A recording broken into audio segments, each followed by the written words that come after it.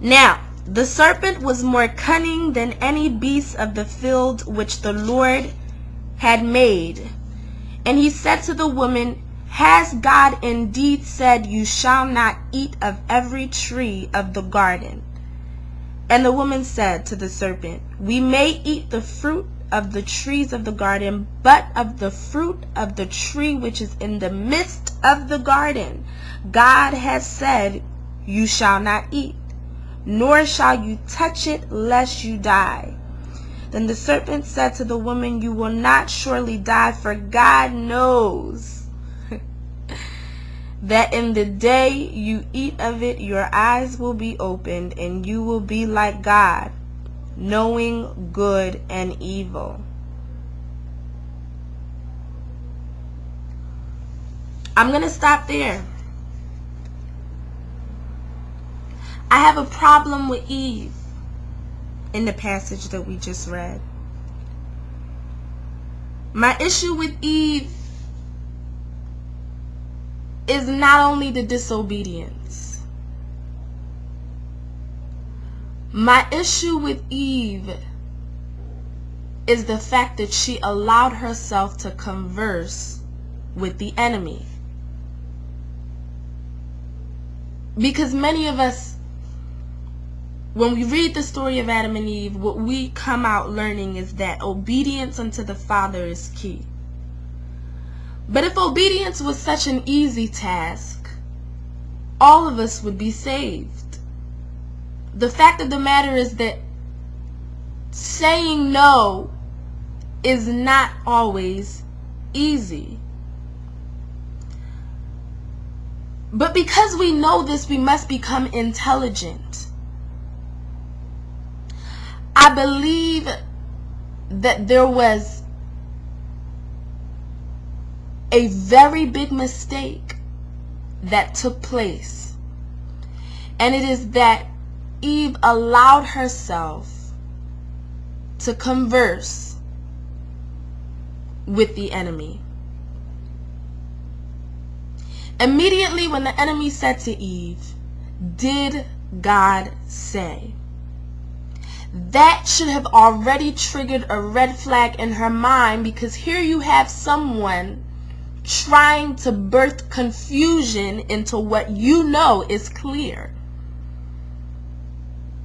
It isn't for any reason that Paul says that the spirit is willing but the flesh is weak. And because the flesh is weak, it is very important that we not place ourselves in tempting situations. Immediately when she opened up her mouth, she invited the enemy into her territory and gave him the opportunity to influence her. And you should know that when the enemy gets a hold of you, he is not going to let you go without a fight. I believe that when God gives us a set of instructions, he is in turn preparing us for the temptations that is to come. It is no different from our parents who are older than us, who have experienced things that we have not necessarily experienced yet. And they in turn give us a set of instructions to protect us from the things in which they already went through. Or they see further than us for things that they see that is to come.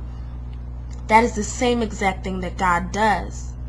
How many of us have parents who prep us on credit, and who educates us on how to stay away from credit cards, and if we are going to get credit cards, how to manage it well?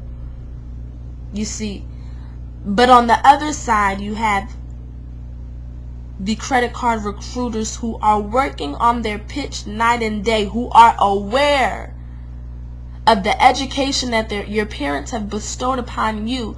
So they are strategically preparing their pitch to go around what you already know.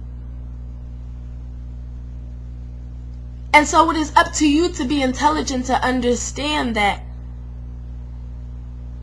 knowing is not enough. Knowing is not enough because the flesh is weak. The enemy will know the right things to say once you allow him to have 1 second of your precious time. All the collectors need is 1 second of your precious time to influence you to say yes to what you know should be no.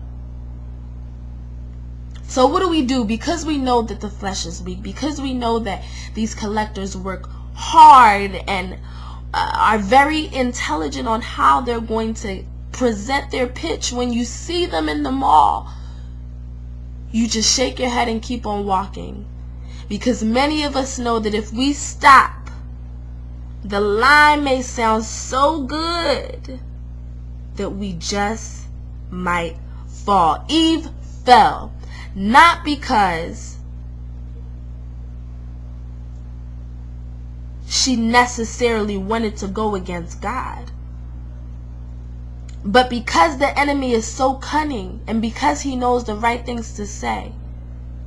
She should have never allowed herself to speak to the enemy. This applies to your life.